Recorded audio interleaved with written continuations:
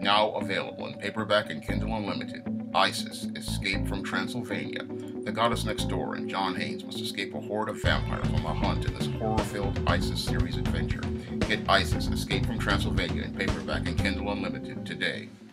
When I think about the recent scandal involving Roseanne Barr, it makes me shake my head. And the reason why it makes me shake my head is not because Roseanne Barr made a racist tweet on Twitter that led to her rebooted sitcom getting canceled and costing over 200 people their jobs. It makes me shake my head because the person in charge of ABC was a black woman. Now, I've always advocated for seeing more black people in executive positions in the entertainment industry because we don't have that many people of color in the entertainment industry. And when it comes down to black people, we rarely get an opportunity to be an executive of a major television network. And to see a black woman get this position and not use her power in a right way really makes me shake my head. Because for a black woman to sit there and greenlight the sitcom of a known racist, that's something that's really head scratching to me. Because Roseanne Barr's history of racist behavior and racial statements is known publicly everywhere. However, this black woman, seeing this history of racism from this white woman, decides to greenlight her show. And her greenlighting this show shows me that having the wrong black person in an executive position in Hollywood is no different than having a white supremacist in that position, because this black woman's decision to greenlight the sitcom of a known racist is just what a white supremacist would do. Now, when it comes down to this decision, it's one of the most boneheaded ones I have ever seen. And I've seen quite a few boneheaded decisions by television executives like your Fred Silverman back in the day. And I look at this decision, and again, it shows me how deep the self-hatred lies in black women. But all I have to do is look at some of her business decisions to see how deep her self-hatred is. Because last year, this same black woman greenlit the sitcom The Mayor for broadcast on ABC. And this television show featured numerous racial stereotypes about black men. I watched this Mayor sitcom and I said,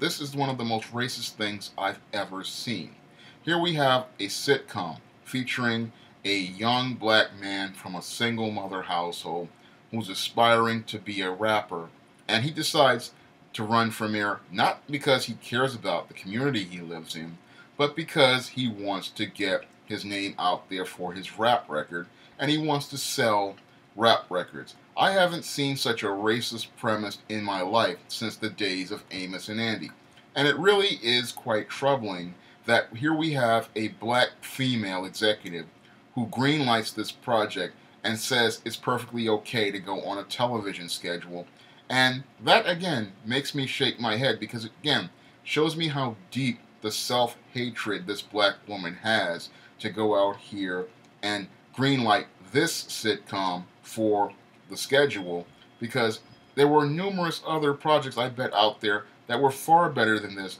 but she decides to choose this one. And it shows me that when it comes down to some of these black people out here, they would rather be mammies and coons for white supremacy than try to make an effort to improve the quality of life for black people and try to create a positive image of black people, because this woman was in charge of a major television network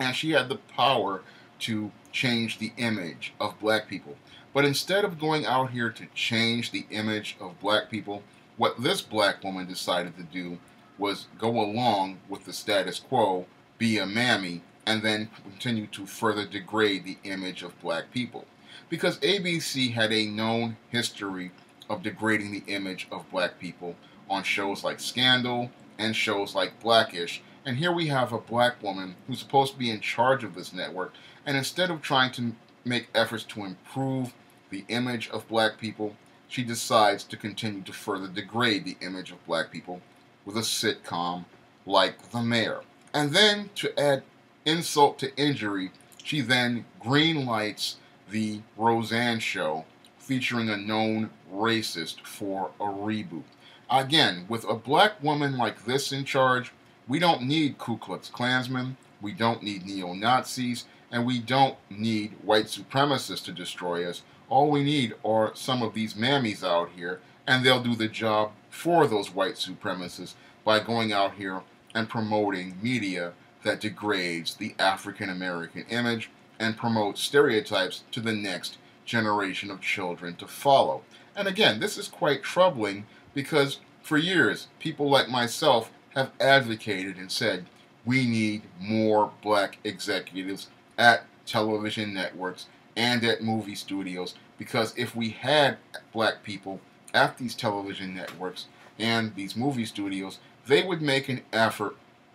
to improve the black image and try to refute many of the racist stereotypes out there featuring black people. But what I see clearly by having this black female in charge, that nothing is going to change, because when you have black females like this that have deep self-hate issues and are looking for white approval from white daddy, these mammies, what they're going to do is toe the party line and continue to promote the status quo. And that's what this woman did when she went out here and greenlit Roseanne for a reboot. Now, when I look at ABC's schedule and I know ABC's history, there were numerous other sitcoms that she could have rebooted and brought back for a run in the mid-season. And one of the sitcoms she could have brought back easily was Family Matters. Now, Family Matters featured some of the most positive images of African Americans out there and was a top-rated sitcom for years. And she could have easily brought back most of the cast for Family Matters for a reboot. Moreover, she could have also brought back Sister Sister, which was on ABC for about a year or so, and she could have easily brought that show back as well. Now, both of those shows, again, featured positive images of African Americans, and the casts were already available for work. But she did, instead of going out here and going out here to support those positive black sitcoms, no, she decides to go out here and greenlight the show of a racist. And again, that's really troubling when you think about it. Here you have a black person with executive power and the power to go out here and make a television schedule be whatever they want. And instead of going out here and trying to create some sort of positive images of African Americans to go along with these other mainstream images, what she decides to do is go out here and promote some of the most degrading programs that feature African Americans in them, and she then goes out here and greenlights the sitcom of a known racist. Now, if I were in that position of power, I could think of a dozen other shows I would be trying to put on that schedule, and I would really be seriously making efforts to try to get positive stories featuring African Americans on the schedule, because when I take a look at the black image from a panoramic perspective, it's in the worst shape that it's ever been in. And when we have black people like this in charge of things, it's not going to change, because it shows me how deep the self-hatred lies in many of these black people. And that these black people are no different than the coons, the mammies, and the bedwenches of old, and that they'll sit there and go along with their white slave masters instead of trying to change the image of African Americans. Now, with these type of black people controlling our media, again, it is no different than having a white supremacist in charge, because a white supremacist would be the type of person to say, okay, I'll bring back Roseanne, a known racist, for a reboot, instead of going out here and trying to find new sitcoms and new material from black people, or trying to go out here and trying to find a reboot of a more positive black show. And that's something you would think that a black executive would do. But when I take a look at ABC and seeing a black woman in charge and seeing that what's on their schedule are shows like this year, Scandal, which recently went off the air, Blackish, which is a certified minstrel show, and seeing shows like The Mayor being put up on the schedule, it's really sad to see this coming, not from white supremacists, but to come from a black woman. A black woman who was supposed to, I thought, be self-aware enough to do what was right for her people, But it seems like to me she would rather just do what is right for white supremacy than the black community. And this is why I can start to agree with David Carroll on one point that there must be something mentally wrong with many of these black folks out here, because to sit there and greenlight the sitcom of a known racist, that's a mind-boggling thing. There has to be some sort of mental issue with this black female executive to go out here and do something like this. And it shows me how deeply pervasive white supremacy and self-hatred are in the minds of some of these black folks out here, that you're going to go out here and greenlight the sitcom of a known racist when you have the power to greenlight almost any project you want or approve any project you want. Because when it comes down to the entertainment business, it is very hard to get a project greenlit. And here we have a black person in an executive position, in a position of power, a position to allocate economic resources for production of any project out there. And instead of her try to direct some of those dollars to a black prodco or a black production company, or try to get one of these more positive black scripts out here greenlit for production, she decides to go out here and produce a sitcom featuring stereotypes like the mayor, and then she decides to go out here and greenlight the reboot of a sitcom featuring a known racist. For a black woman to do that, again, shows me that having the wrong black person in a position, again, is no different than having a white supremacist in that position. And that if this is where diversity is would take us, then it's deeply troubling overall. Because again, I would think that a black person who loved black people would make an effort to try to reach out to some of those small black prodcos out there and try to get one of their projects greenlit, not go out here and continue to toe the party line of white supremacy, which has been the culture of the ABC's parent company, Disney, for years. Because when it comes down to Disney, your Disney has been on a tear, presenting some of the most degrading images of black men in a lot of their media. Whether it be the pansexual Lando Calrissian in Solo, a Star Wars story, to promote the idea of black men being sexual deviants, or the emasculated T'Challa in their billion-dollar box office hit, Black Panther, they have not been making any sort of efforts to try to present positive images of African Americans in any of their media. And what's really troubling is we have this black person in charge who isn't even forward-thinking enough to think about the African American image during her term as the head of ABC's television schedule. What's really sad about this black woman being in charge is that I can think of Brandon Tartikoff 35 or 40 years ago, who was far more forward-thinking than she was. Because your Brandon Tartikoff, seeing NBC about to go out of business, decided to bring Bill Cosby onto the NBC television schedule back in 1984. And when he brought Bill Cosby onto the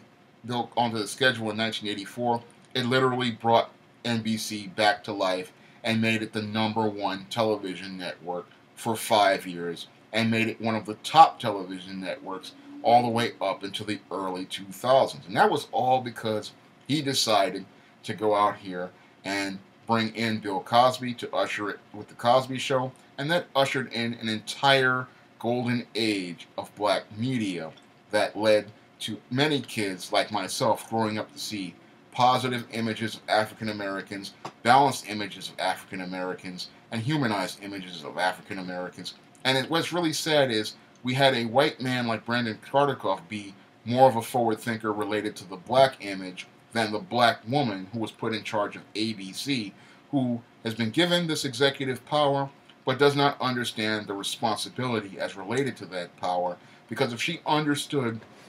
the responsibility as related to that power, I doubt she would be out here greenlighting shows like The Mayor, supporting shows like Blackish on the schedule, and supporting shows like Scandal being on the schedule, and deciding to greenlit